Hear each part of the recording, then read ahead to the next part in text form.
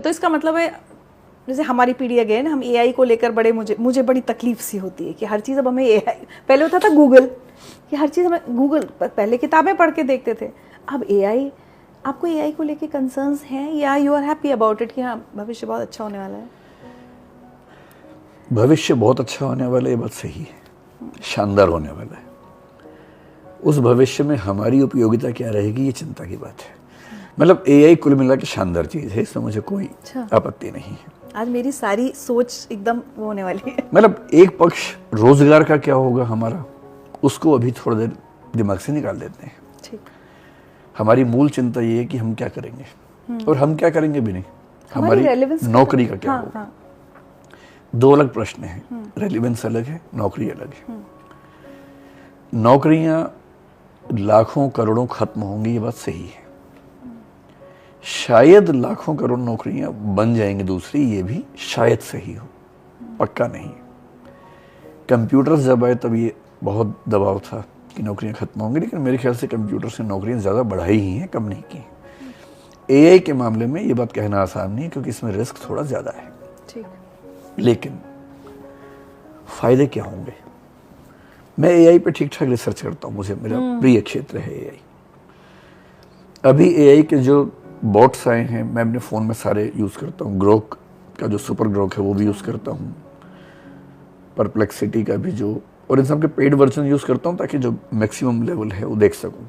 Chat GPT use करता हूँ, और हमारे ऑफिस में जो मेन टीम्स हैं उन सबके पास एक्सेस रहता है। किन चीज़ों के लिए यूज़ करते हैं आप? मतलब ग्रोक तो मैं ट्विटर पे देखती हूँ, लोग वेरीफाई करते हैं फैक्ट्स वगैरह, फैक्ट चेक टाइप।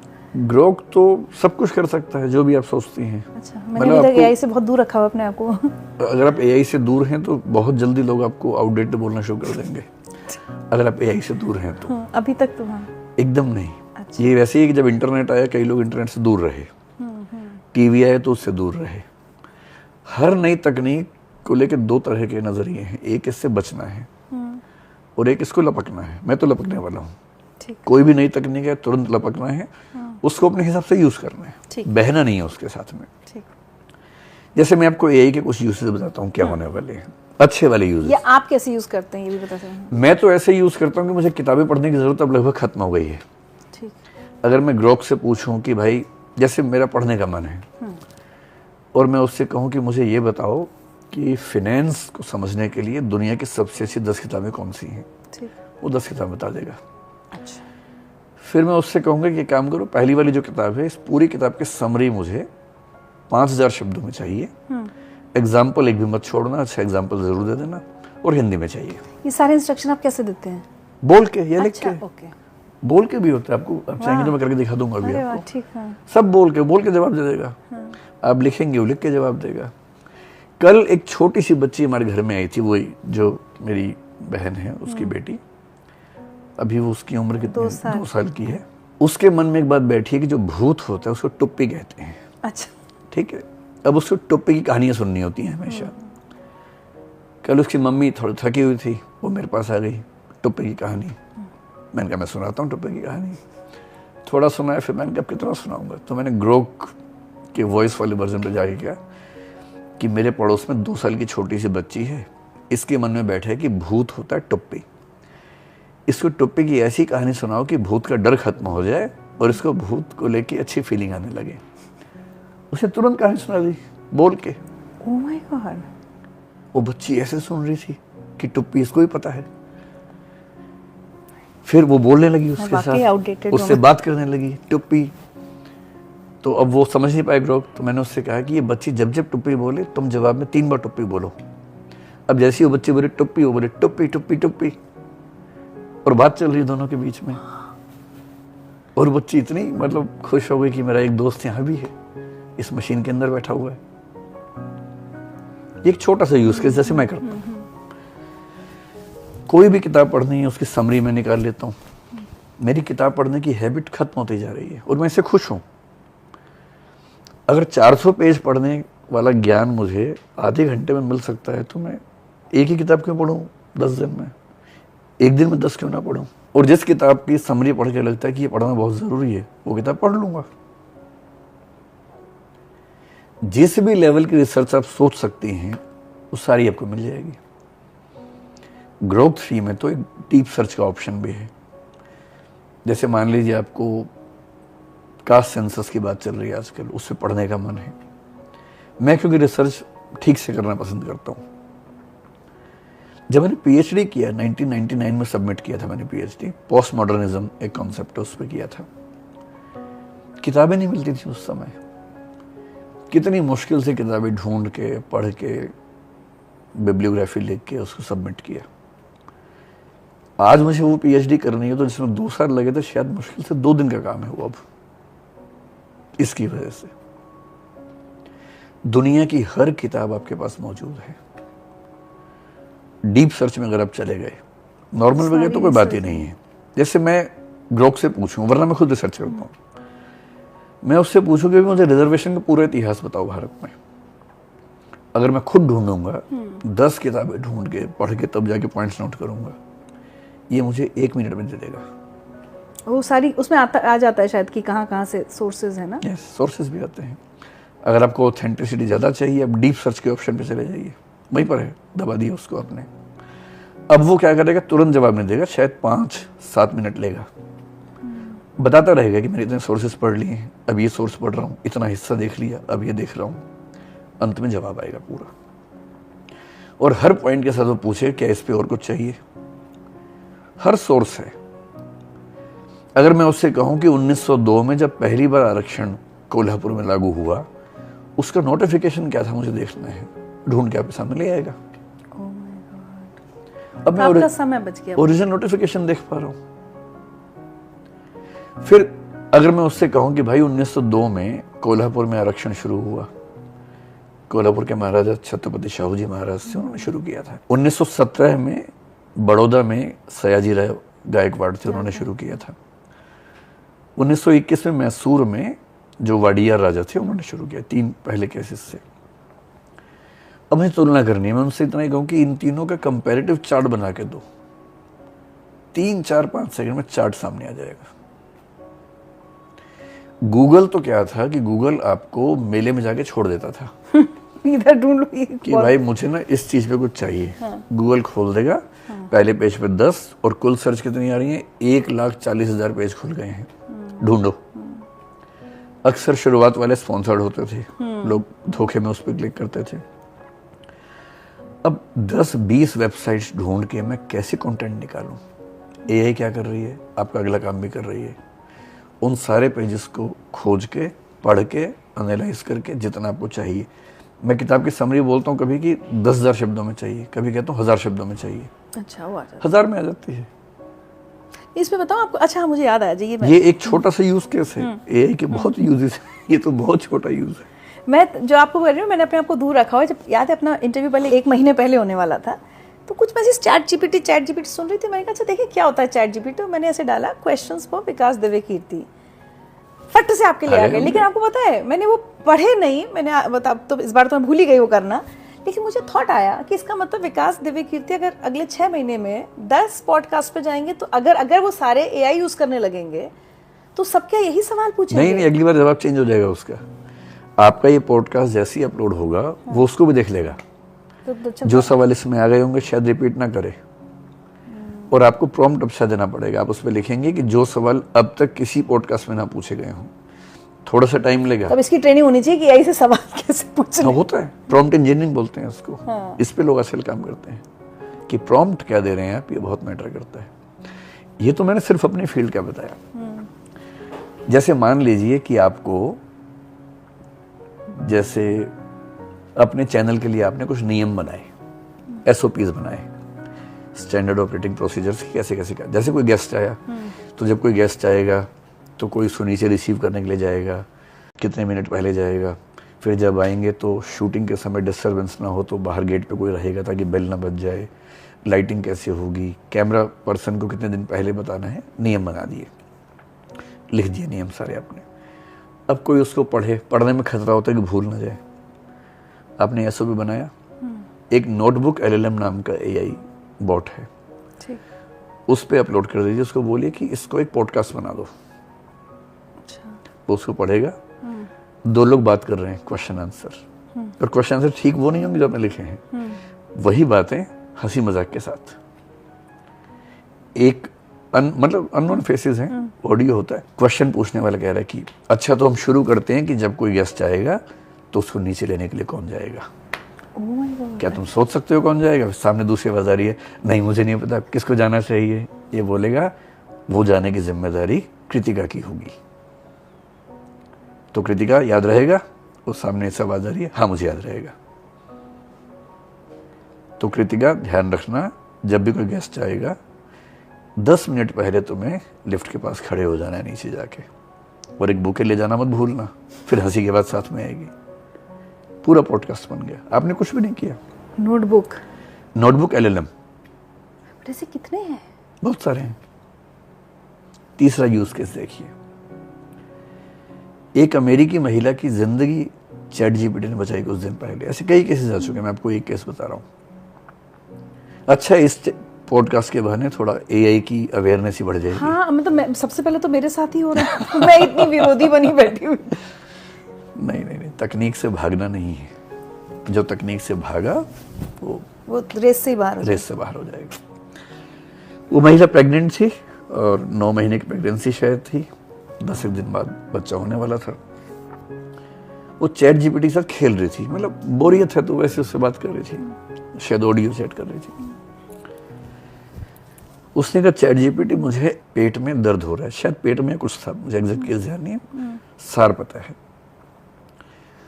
तो ChatGPT ने पूछा कि कहाँ दर्द हो रहा है एग्जैक्टली बताओ। तो उसने बताया कि ऐसे दर्द हो रहा है। 1-2 सवाल और पूछे ChatGPT ने। उसके बाद पता क्या कहा, कैपिटल लेटर्स में लिख के और तेज आवाज में बोल के कि 1 सेकंड भी गंवाए बिना तुरंत एम्बुलेंस को फोन करो। जबकि उसके हिसाब से वो एकदम ठीक थी। उसको पहले लगा कि ये मजाक हो रहा है। ChatGPT ने फिर कहा 1 सेकंड में मत गंवाओ, जान जा सकती है तुम्हारी। उसने इमरजेंसी में फोन किया, एम्बुलेंस आई, ले गई, ऑपरेशन हुआ, बच्चा हुआ। डॉक्टर्स ने बताया कि अगर आप आधा घंटा लेट हो जाती आपकी डेथ हो जाती। मेरा एक दोस्त बहुत अच्छा, अभी कुछ दिन पहले फादर बना है। उसकी वाइफ को कुछ कॉम्प्लिकेशंस थी, डॉक्टर के पास गए, बहुत सारे टेस्ट हुए। डाउट ये था कि यह प्रिस्क्रिप्शन प्राइवेट हॉस्पिटल में डर भी लगता है कहीं बिना वक्त की दवाई ना हो, बिना वक्त के टेस्ट ना हो रहा हो। जो रिपोर्ट्स आई ChatGPT पे अपलोड कर दी और पूछा कि इसके बेस पर क्या सलाह आप देंगे। पूरी उसने समरी बताई रिपोर्ट की और उसके बाद बताया कि आपके प्रिस्क्रिप्शंस ये हैं, 5 चीजें बताई। सरप्राइजिंगली नेक्स्ट डे जब डॉक्टर के पास गई, ठीक वही प्रिस्क्रिप्शन डॉक्टर ने दिया, 99.9% सेम। भारत में क्या है कि डॉक्टर्स कम हैं, पेशेंट ज्यादा हैं, डॉक्टर आपसे बात ही नहीं कर पाता। आपने टेस्ट करवाया, कोई आपको समझा ही नहीं पाएगा कि क्या क्या दिक्कत इसमें है, तो समझा देगा। जब भी आपका मेडिकल चेकअप हो, रिपोर्ट ChatGPT को दे दीजिए, सब बता देगा क्या करना है, क्या नहीं करना है, क्या नहीं खाना है। आपको जिम जाना है, आपको पता ही नहीं करना क्या वहां पर, ChatGPT को बोलिए वो जिम जाना है सप्ताह में 6 दिन, किस दिन क्या करूं, 1 सेकंड में लिख के भेजेगा। सोमवार को ये वाली एक्सरसाइज कर लो, मंगलवार को ये। आप कहेंगे सोमवार वाली मुझे पता नहीं कैसे होती है, तुरंत वीडियो दे देगा कि ये वीडियो देखो। क्या खाऊं क्या ना खाऊं, प्रोटीन ज्यादा खाना है, प्रोटीन मेरे पास कम है, वेजिटेरियन हूं, क्या क्या खाऊं, तो पूरी डाइट प्रोटीन के हिसाब से देगा आपको। फिर घूम फिर के वही बात आ गई ना, जिम इंस्ट्रक्टर्स की, डॉक्टर्स की, सबकी तो रेलेवेंस खत्म। अकेली दिक्कत है कि जो पर्सनलाइज्ड अटेंशन है वो नहीं मिल पाती है। बट मेडिकल साइंस के लिए ऑफ कोर्स ये बहुत बहुत बड़ा वो होगा। इतना ही नहीं, मेडिकल साइंस में क्या होने वाला है, किसी बीमारी का इलाज ढूंढने में हमें बहुत समय लगता है, क्योंकि इंसान है ना, प्रयोग तो कर नहीं सकते आराम से।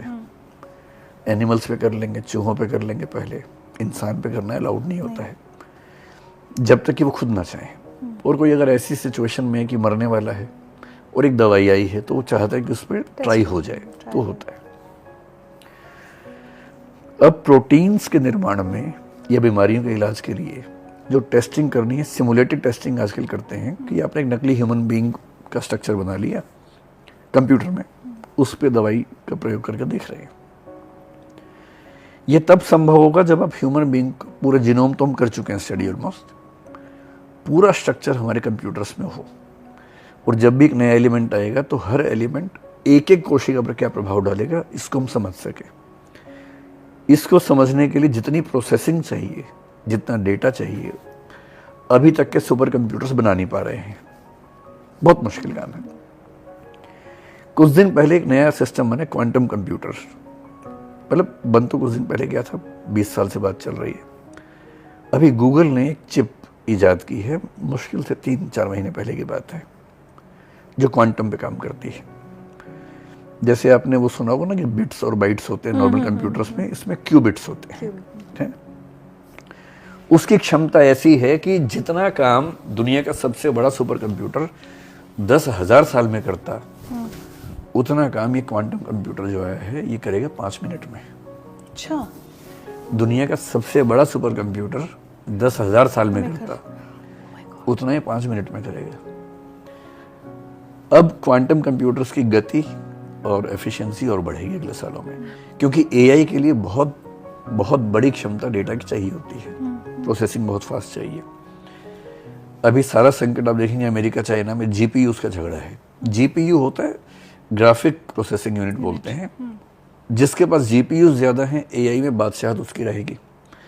जीपीयूज दुनिया में सबसे बड़ी कंपनी जो बनाती है, जिसका अभी शेयर कल परसों फिर बहुत बढ़ गया है, एनवीडिया। एनवीडिया इस समय दुनिया की सबसे बड़ी कंपनी कल फिर बन गई है, क्योंकि जीपीयूज बनाती है, और जीपीयूज बनाने में कोई और देश आसपास भी नहीं है। अच्छा, ट्रंप साहब का आदेश है कि जीपीयूज चाइना को नहीं जाने चाहिए, ताकि चाइना एआई में पीछे रह जाए। चाइना अपने जीपीयूज पे काम कर रहा है। क्वांटम कंप्यूटिंग जिस दिन आएगी, जब क्वांटम चिप्स आएंगी, वो जीपीयूज से बहुत आगे की चीजें हैं। 10-20 साल में सब चेंज होने वाला है। और जो मैं कहना चाह रहा हूँ, एक दवाई डेवलप करने में अगर पहले हमें लगते थे, मान लीजिए 30 साल, 50 साल, 70 साल, जैसे कैंसर है, इलाज नहीं ढूंढ पा रहे, अभी तक भी कहाँ ठीक से है। डायबिटीज का पूरा इलाज नहीं ढूंढ पा रहे हैं। जो काम 100 साल में होता था, शायद आज से 15-20 साल के बाद वो मुश्किल से 6 महीने में हो जाएगा। ऐसे दवाइयां बनेंगी। इतना ही नहीं, मान लीजिए एक्स को भी डायबिटीज है, वाई को भी डायबिटीज है, इन दोनों की दवाइयां भी अलग अलग बनेंगी, क्योंकि एक्स के पूरे बॉडी स्ट्रक्चर को स्टडी करने की ताकत ये क्वांटम कंप्यूटिंग प्लस एआई में है। दुनिया का कोई डॉक्टर सोच भी नहीं सकता, 50,000 डॉक्टर मिलके भी नहीं सोच पाएंगे जितना एआई प्लस क्वांटम कंप्यूटर अगले 15-20 साल में सोचेंगे।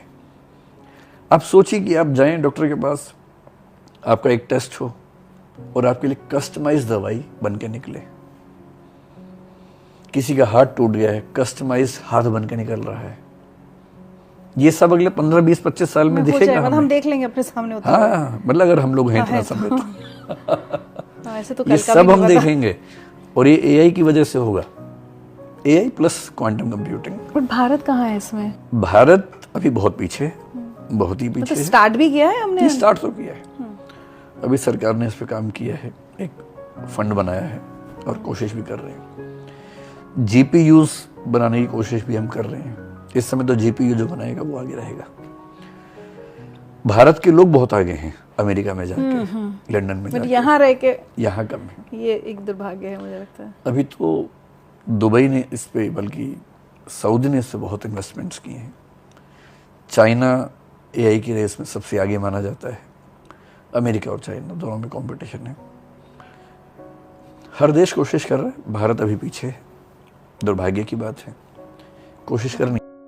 अगर मैं अगला स्टेप ये बताऊं कि अगर आप चाहें तो आप बिना मेरे और आपके हुए भी हमारा पॉडकास्ट रिकॉर्ड कर सकती हैं। ये अभी संभव हो चुका है। मतलब यहाँ ना मैं बैठी हूँ ना आप बैठे हैं, कैसे? और कोई पहचान में नहीं पाएगा कि नकली है। क्या बात कर रहे हैं? ये संभव हो चुका है। भविष्य की बात नहीं कर रहा हूँ, वर्तमान की बात कर रहा हूँ। एआई वो न्यूज रीडर्स वो सब तो आ गए हैं। अंजना का वो बन गया है, वो देख के समझ में आता है कि उस पर काम होना बाकी है।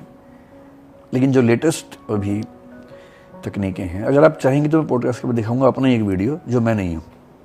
हाँ, मेरा ही वीडियो है पर वो मैं नहीं हूँ, हमारी टीम ने बनाया है। देखिए एक सेकंड। हमारी अपनी एआई टीम है। उस एआई टीम को मैंने 6 महीने पहले ये काम दिया कि मेरा एक वीडियो बनाओ जो मेरा ना हो। अच्छा, आपकी एआई टीम भी है? हाँ, हमारी टीम है, उन्होंने एक ही दिन में बना दिया। हमारी तो एक सिंपल ग्राफिक टीम नहीं बन पा रही। देखो दुनिया कहाँ चली गई है।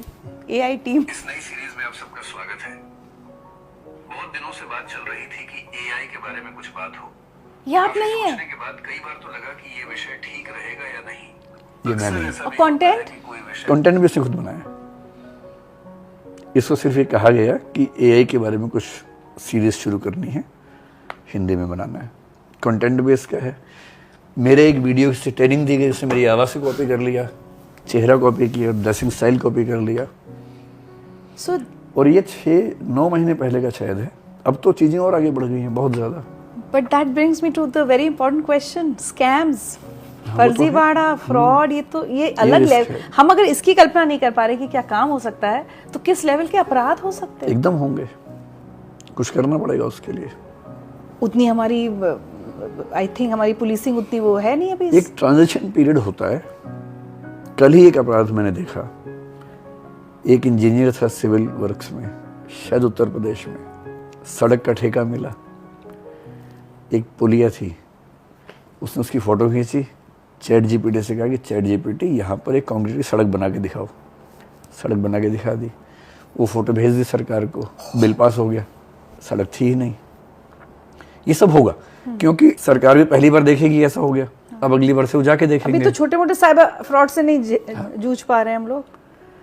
जब भी नई टेक्नोलॉजी आती है ना, तो एक समय आता है ट्रांजिशन का, जब क्राइम बढ़ता है बहुत ज़्यादा। तो एआई में इसको बहुत ज़्यादा है।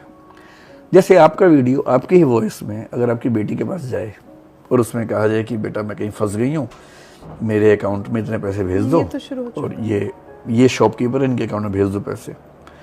क्योंकि आपकी बेटी समझदार है तो समझ जाएगी, पर बहुत सारे बच्चे नहीं समझ पाएंगे, पेरेंट्स तो नहीं समझ पाएंगे, भेज देंगे।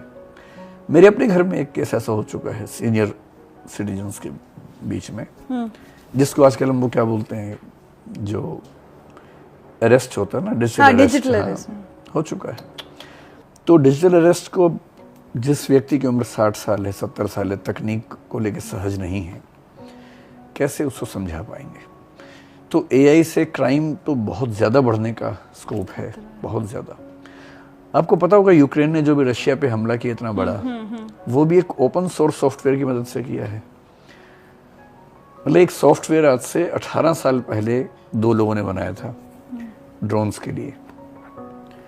उसको यूज़ करके रशिया पे हमला किया और कहते हैं कि रशिया की जो उनका बॉम्बिंग स्क्वाड है, शायद उसका 1/3 डिस्ट्रॉय कर दिया है। तो सरल सी बात यह है कि जितना हम सोच सकते हैं, हमारी बहुत लिमिटेड सोच है, मतलब क्षमताएं। हमारी मेमोरी से असंख्य गुना ज़्यादा मेमोरी एआई के पास है या कंप्यूटर के पास है। हमारी प्रोसेसिंग स्पीड से असंख्य गुना ज़्यादा उनके पास है। मतलब मुझसे 10,000 गुना ज़्यादा शायद सुपर कंप्यूटर तेज सोच पाता होगा, उससे 10,000 गुना ज़्यादा क्वांटम कंप्यूटर सोच पाता है। जब उस लेवल के कंप्यूटर्स एआई के साथ कनेक्ट होंगे, हम कहाँ तुलना कर पाएंगे उनके साथ? एक ही तुर्रा है कि क्रिएटिविटी उनमें नहीं आ पाएगी, जबकि वो भी आ गई है। वो हमसे अच्छी पेंटिंग्स बनाते हैं, हमसे अच्छा म्यूज़िक बनाते हैं। आप म्यूज़िक बनवा लीजिए, आपको जो म्यूज़िक यूज़ करना पड़ता होगा बनवाइए एआई से। एआई को बोलिए कि मुझे म्यूज़िक दो, अपने चैनल में यूज़ करना है, 10 तरह का बना देगा म्यूज़िक, नया म्यूज़िक एकदम। कॉपीराइट भी आपका हो जाएगा अगर आपने परचेज़ किया होगा उसको। तो पेंटिंग चाहिए, जो क्रिएटिव पेंटिंग्स होती हैं किसी भी तरह की, वो इतनी सुंदर बना के देगा। लोगो बनाना है अपना, लोगो मैंने बना के देखे, बहुत सारे लोगो शानदार बनते हैं। हर क्रिएटिव चीज़, कविताएं सुंदर लिखने लगा है, पूरे फिल्म की स्क्रिप्ट लिख लीजिए। वो जो कर रहा है उसके पीछे भी तो इंसान है ना? नहीं, इंसान कैसे हो रहा है ये? वो ऐसे हो रहा है कि जैसे मान लीजिए, सरल भाषा में कहें, जैसे आपने कहा कि मुझे जासूसी के बारे में एक उपन्यास लिखना है, ठीक है। अब आपकी लिमिट ये है कि आप बहुत होगा 2 उपन्यास पढ़ लेंगे, कुछ सोच लेंगे। उसके पास क्या क्षमता है? दुनिया भर में जितने जासूसी उपन्यास कहानियां आज के लिखे गए हैं, सब उसके पास डेटाबेस है। वो उन सबको पढ़ेगा, फिर उसके पास क्षमता है उन सबको इस तरह से मिलाने की कि वो जब सामने आए तो एकदम नया लगे, सारे नाम चेंज कर देगा। इतने कम एलिमेंट उठाएगा सब जगह से कि वो आप Copyright ट्रेस नहीं कर check नहीं पाएंगे। हो सकता। फिर जैसे ही आप कहेंगे मुझे कॉपीराइट से बचाना है, वो उसी को फिर से नई भाषा में ले आएगा। मतलब उसके पीछे ह्यूमन है। ये ठीक वैसे ही है कि रेलवे का इंजन ह्यूमन बीइंग ने बनाया है, प्रोग्रामिंग तो कोई कर रहा पर है। ह्यूमन बीइंग रेलवे इंजन के सामने आ जाएगा तो बचेगा नहीं ना।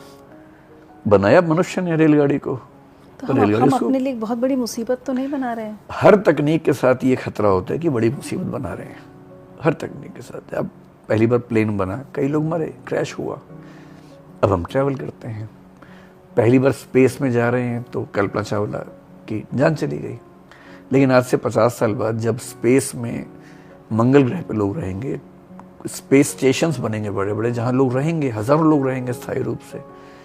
किसी नए तकनीक पे जाने के लिए कुछ तो आहुतियां देनी पड़ती हैं समाज को।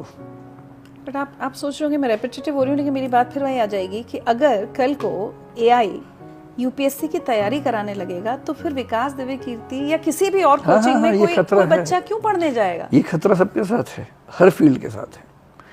उनके साथ कम है जो थोड़ा ज्यादा क्रिएटिव हैं, जो कम क्रिएटिव है उन सबके साथ ये खतरा है। शायद 10 साल में ऐसा हो जाएगा, किसी पेंटर को कोई 15 में हो जाएगा। पेंटिंग में ज्यादा आसान है। टीचिंग जो व्यक्ति करता है मैथ्स की, उसको हटाना ज्यादा आसान है, क्योंकि वो एकदम एल्गोरिदमिक चीज है। हाँ। लिटरेचर जैसी चीजों में, फिलोसफी में थोड़ा सा टाइम ज्यादा लगेगा।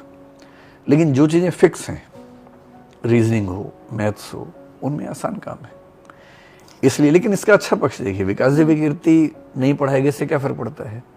सोशल डेवलपमेंट में एक व्यक्ति विशेष के होने ना होने से क्या फर्क पड़ता है? नहीं पढ़ाएगा, कोई और पढ़ाएगा। लेकिन हजारों ऐसे स्कूल्स हैं जहां पर टीचर्स हैं ही नहीं, हैं तो मौजूद नहीं है, मौजूद हैं तो पढ़ाने की मोटिवेशन उनके अंदर से नहीं है। इमेजिन कीजिए आज से 20 साल बाद अगर भारत सरकार के पास कुछ ऐसे उद्यमी हो भारत में। मुझे लगता है कि सरकार को सबसे ज्यादा स्टार्टअप्स पे काम करना चाहिए इस समय, बाकी सब छोटी बातें हैं। ह्यूमनॉइड रोबोट्स इस समय बनते हैं, जैसे एलन मस्क भी बनाता है, चाइना में खूब बन रहे हैं इस समय। और अभी जापान ने एक प्रयोग किया पिछले साल, अब तो बड़ा कॉमन हो गया, ह्यूमनॉइड रोबोट जिसके ऊपर स्किन मनुष्य की है। ह्यूमन स्किन को ही हमने लेबोरेटरी में ग्रो करके रोबोट के साथ अटैच कर दिया। ऐसे रोबोट्स जो एकदम मनुष्य दिखते हैं, उनके हाथ पैर की मोटाई, नसें वसें सब वैसी नजर आएंगे। उनके अंदर एआई है, उनके अंदर क्वांटम कंप्यूटिंग के लेवल का दिमाग है जो हमसे बहुत आगे है।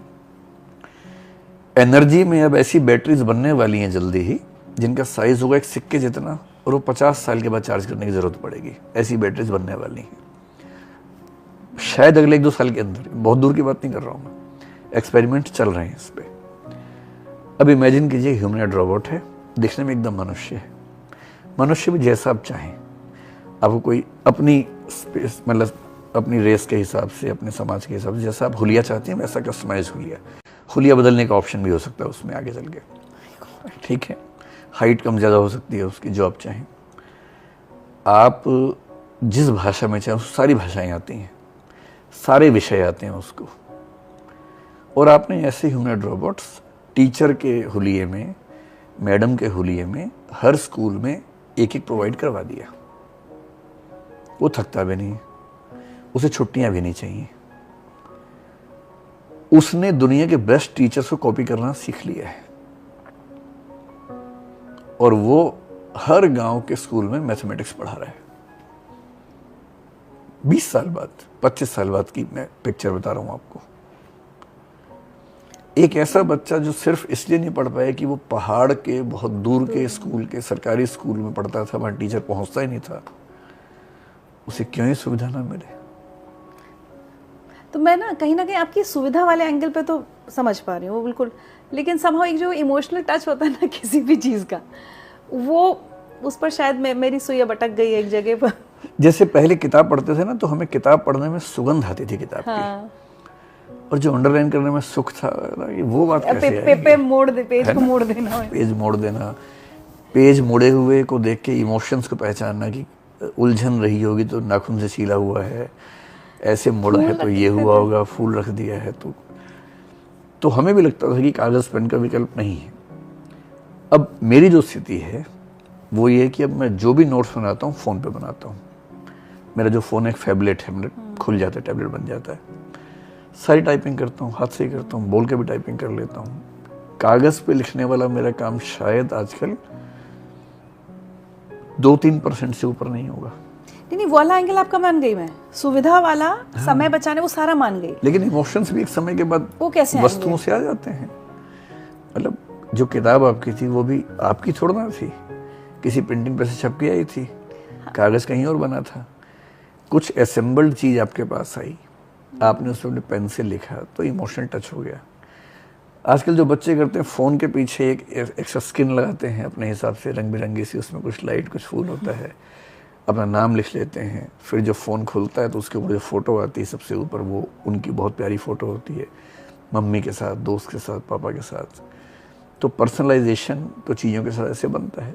धीरे धीरे क्या होगा कि जैसे बच्चों को अपना बाइक होती है, उससे टच बनता है, अपने वाहन से टच बनता है, अपने घर से टच बनता है। घर भी तो वस्तु ही है, टच बनता है क्योंकि उसके साथ रहते हैं। ठीक वैसे जिन डिवाइसेस को हम लगातार यूज़ करेंगे उनसे भी प्रेम होगा।